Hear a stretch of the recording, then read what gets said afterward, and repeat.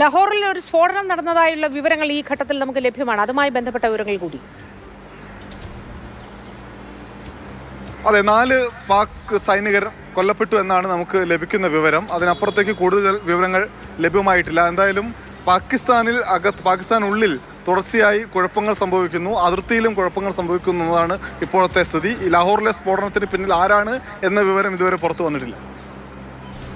ഭീകരാക്രമണവുമായി ബന്ധപ്പെട്ട് ഭീകരവാദത്തെ പൂർണ്ണമായും തുടച്ചു നീക്കാനുള്ള ഒരു ദൗത്യത്തിന്റെ ഭാഗമായി തന്നെ പ്രവർത്തിക്കുകയാണ് ഇന്ത്യ എന്ന് നമുക്ക് വ്യക്തമാണ്. അതിന്റെ ഭാഗമാണ് ഓപ്പറേഷൻ സിന്ദൂർ എന്ന ഓപ്പറേഷൻ കഴിഞ്ഞ ദിവസം പുലർച്ചെ പാകിസ്ഥാന് നേരെ ഉണ്ടായത്. ഇത് ഒരു രാജ്യത്തിന് നേരെ മറ്റൊരു രാജ്യം നടത്തുന്ന ആക്രമണമായിട്ടല്ല, പക്ഷേ ഭീകരവാദത്തെ എതിർക്കാനുള്ള നീക്കം, ശക്തമായ ധൈര്യപൂർവ്വമുള്ള ഒരു നീക്കമായിട്ടാണ് ലോകരാജ്യങ്ങളും നോക്കിക്കാണുന്നത്. വിവിധ രാജ്യങ്ങൾ അവരുടെ പിന്തുണ അറിയിച്ചുകൊണ്ട് ഇപ്പോൾ രംഗത്ത് വന്നിട്ടുണ്ടല്ലോ. അരുൺ, അതെ, മെക്സിക്കോ, യുക്രൈൻ ഉൾപ്പെടെയുള്ള രാജ്യങ്ങൾ അവരൊക്കെ തന്നെ യുദ്ധത്തിലേക്ക് പോകരുത്, ഈ പ്രശ്നം സമാധാനപരമായി പരിഹരിക്കണം എന്നതാണ് ചൂണ്ടിക്കാണിക്കുന്നത്.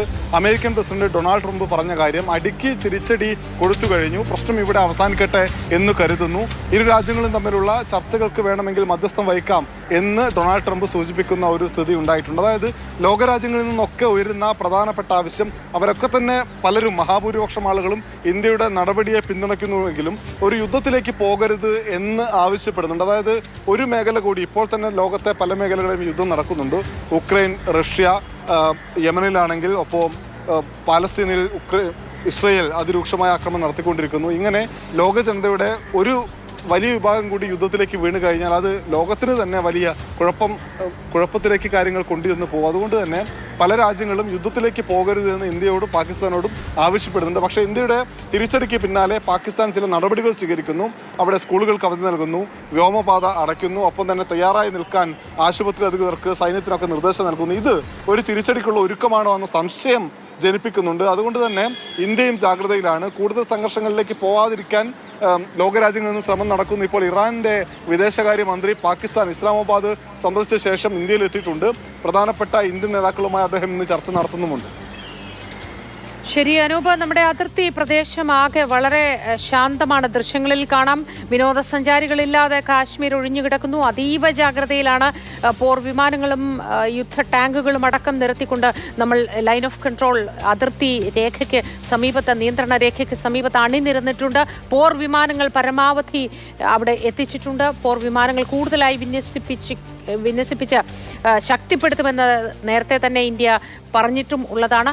അത്തരത്തിൽ സുരക്ഷ അതിശക്തമായി തുടർന്നുകൊണ്ടിരിക്കുകയാണ്. ഏതൊരു പ്രകോപനത്തെയും തിരിച്ചടിക്കാൻ ശക്തമായി തന്നെ ഇന്ത്യ നിലകൊള്ളുന്നുണ്ട്. എല്ലാ സേനാംഗങ്ങളും ജാഗ്രതയോടെ നിലകൊള്ളുന്ന ഒരു സന്ദർഭമാണ് ഇപ്പോഴുള്ളത്. നമുക്ക് അർജുൻ പീതാംബരൻ കൂടി വിവരങ്ങളുമായി ഒപ്പം ചേരുന്നുണ്ട്. അർജുൻ, ഏറ്റവും പുതിയതായി നമുക്ക് ലഭ്യമാകുന്ന വിവരങ്ങൾ അനുസരിച്ച് പാകിസ്ഥാൻ ലാഹോറിൽ സ്ഫോടനം നടന്നു എന്നതാണല്ലോ. ഇതുമായി ബന്ധപ്പെട്ട വിശദാംശങ്ങൾ എന്താണ്?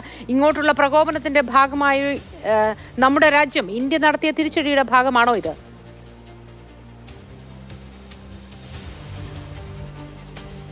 കൂടുതൽ വിശദാംശങ്ങൾ ലഭ്യമാകേണ്ടതുണ്ട്. അതായത് ആധികാരികമായിട്ടുള്ള കൂടുതൽ വിവരങ്ങൾ ആകേണ്ടതുണ്ട്. നിലവിൽ പാകിസ്ഥാൻ മാധ്യമങ്ങളാണ് ഈ വാർത്ത ഇപ്പോൾ പുറത്തുവിട്ടിരിക്കുന്നത്. അതായത് ഈ ജിയോ TV, സമ TV പോലെയുള്ള പാകിസ്ഥാൻ മാധ്യമങ്ങളാണ് ആദ്യഘട്ടത്തിൽ ഈ വാർത്ത പുറത്തുവിട്ടത്. ചിലയിടങ്ങളിൽ ലാഹോറിൽ തന്നെ വാൾട്ടൺ റോഡ് എന്ന് പറയുന്നൊരു മേഖലയുണ്ട്. അതിന് സമീപത്ത് പലതവണ ഈ സ്ഫോടനമുണ്ടായി. 3-ൽ കൂടുതൽ തവണ ഈ സ്ഫോടനമുണ്ടായി. വാൾട്ടൺ വിമാനത്താവളത്തിന് സമീപത്ത് ഈ സ്ഫോടനം ഉണ്ടായി എന്നുള്ള തരത്തിൽ സ്ഥിരീകരിക്കാത്ത റിപ്പോർട്ടുകളാണ് ഇപ്പോഴും പാകിസ്ഥാൻ മാധ്യമങ്ങളാണ് കാര്യങ്ങൾ പുറത്തുവിട്ടിരിക്കുന്നത്. അത്തരത്തിലുള്ള റിപ്പോർട്ടുകൾ ഇപ്പോൾ പുറത്തുവിടുന്നുണ്ട്. ഇതിൽ ഇന്ത്യ ഒരു സ്ഥിരീകരണങ്ങളും അല്ലെങ്കിൽ ഒരു തരത്തിലുള്ള വിശദീകരണവും നടത്തിയിട്ടില്ല.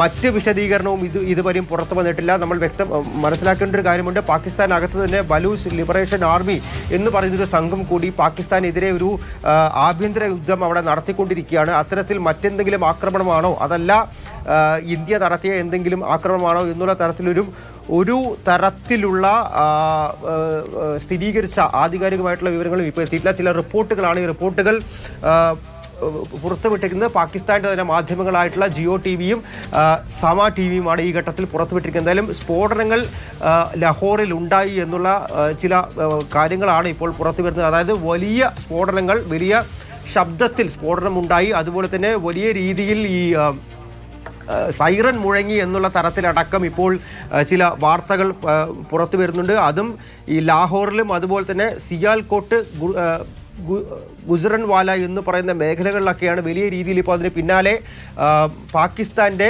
പോർ വിമാനങ്ങളുടെ വിന്യാസങ്ങളും ഇപ്പോൾ കാണാൻ സാധിക്കുന്നത്.